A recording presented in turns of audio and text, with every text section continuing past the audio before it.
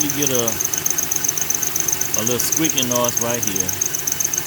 This right here is a tensionometer and tensioner, whatever you want to call it. But if your noise, it sounds similar to this, and you can see every time it jumps, that's when it squeals. So you'll know to replace this, which costs maybe like 60, 70 bucks.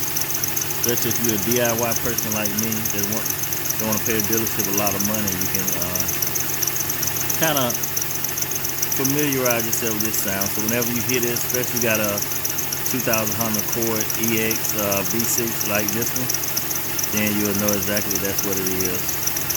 All right, y'all have a blessed day.